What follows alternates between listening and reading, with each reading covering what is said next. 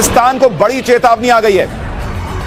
भारत ने आतंकी हाफिज सईद पाकिस्तान भारत को सौंपे, ये पाकिस्तान से कह दिया है। मसूद अजहर, भारत ने कह दिया कि पाकिस्तान आतंकी मसूद अजहर को भी भारत को सौंपे।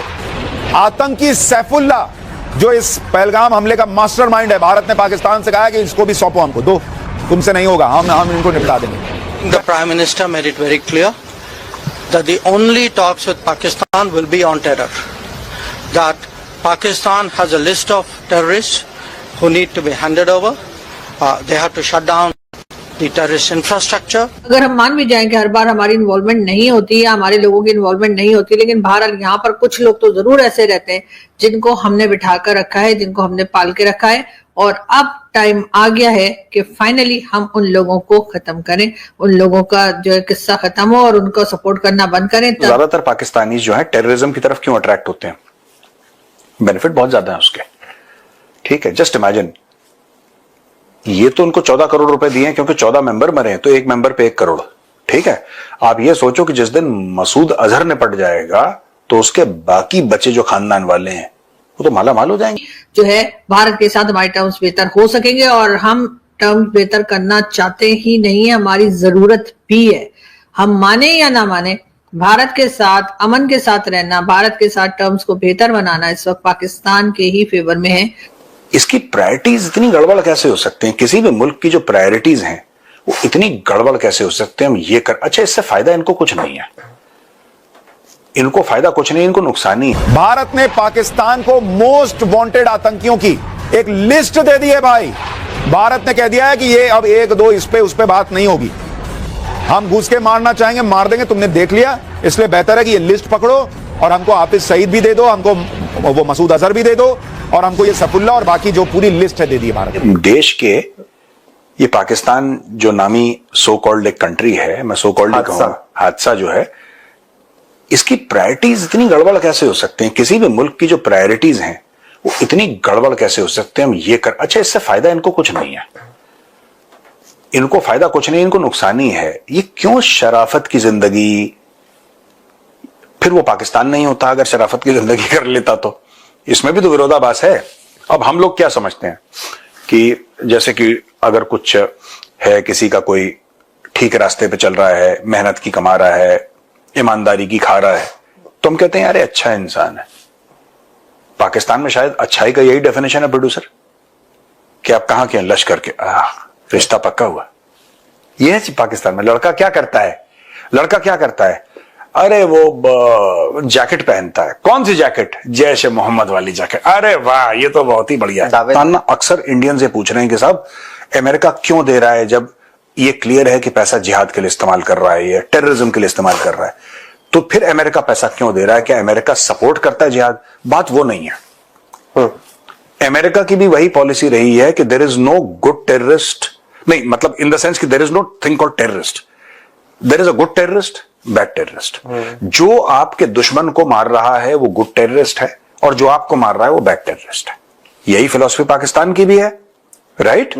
कि जैश ए मोहम्मद, लश्कर तैयबा, हिजबुल मुजाहिदीन ये गुड टेररिस्ट में आते हैं according to Pakistan. According to Pakistan these are good terrorists, क्योंकि वो इंडिया में करते हैं।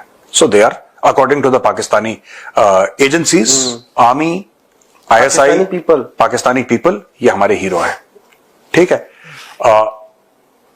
जिस अमेरिका से पैसा लेके, जिस IMF से which is largely American controlled, जिस world bank which is largely American controlled, पैसा लेके पाकिस्तानी खाना खाते हैं, शाम की रोटी खाते हैं, लोन लेके शाम की रोटी खाते हैं।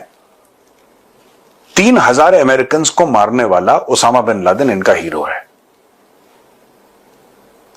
तो ये नमक हलाली भी इनके खून में नहीं है। आई am sorry to say, I am sorry to use harsh words, but इनके नमक हलाली भी खून में नहीं है। अमेरिकन से पैसा लेते हैं, फिर उन्हीं की मौत का जश्न भी मनाते हैं। या तो इतनी गैरत हो इस कौम में कि मना कर दे यार कि देखो सुनो, तुम गलत हो, तुम इजराइल का साथ देते हो, हमें तुमसे कोई लेना देना नहीं है। नहीं करते हैं, उससे भी पैसा लेंगे, उसके खिलाफ भी। तो ये सारा डबल गेम करते हैं, ये इनके कैरेक्टर में है, ये इनकी सोसाइटी में। तो आप और हम इसके बारे में कुछ नहीं कर सकते भैया। जो जैसा है, जो माँ बाप ने जो शिक्षा दी है, जो माँ बाप ने घर में संस्कारों की बात होती है ना, जो माँ बाप ने संस्कार दिए वही लड़का करेगा। ये लड़की वही करेगी जो माँ बाप ने संस्कार दिए हैं। If it is okay to double cross in your culture, you will double cross. If it is okay to lie, cheat and steal in your culture, you will lie, cheat and steal. अगर हम मान भी जाएं कि हर बार हमारी involvement नहीं होती या हमारे लोगों की इन्वॉल्वमेंट नहीं होती, लेकिन बहरहाल यहाँ पर कुछ लोग तो जरूर ऐसे रहते हैं जिनको हमने बिठा कर रखा है, जिनको हमने पाल के रखा है, और अब टाइम आ गया है कि फाइनली हम उन लोगों को खत्म करें, उन लोगों का जो है किस्सा खत्म हो और उनको सपोर्ट करना बंद करें। तभी जो है भारत के साथ हमारे टर्म्स बेहतर हो सकेंगे, और हम टर्म्स बेहतर करना चाहते ही नहीं है, हमारी जरूरत भी है। हम माने या ना माने, भारत के साथ अमन के साथ रहना, भारत के साथ टर्म्स को बेहतर बनाना इस वक्त पाकिस्तान के ही फेवर में है।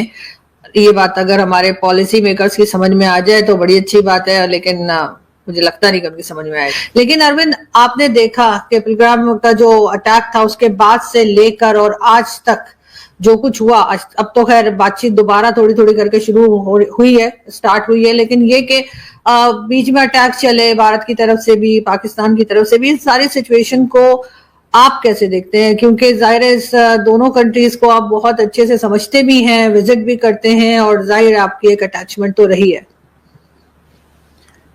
जी आरजू साहिबा, अगर आप मुझसे जाती तौर पे पूछें कि अरविंद कैसा महसूस कर रहे हो इस वक्त, जब तुम 2 महीने पहले पाकिस्तान में थे और आज हिंदुस्तान और पाकिस्तान के ताल्लुकात इतने ज़्यादा ख़राब हो गए हैं कि जिस सरहद से तुम गए थे अब वो सरहद भी बंद हो गई है, उसके गेट पर भी एक ताला लग गया है।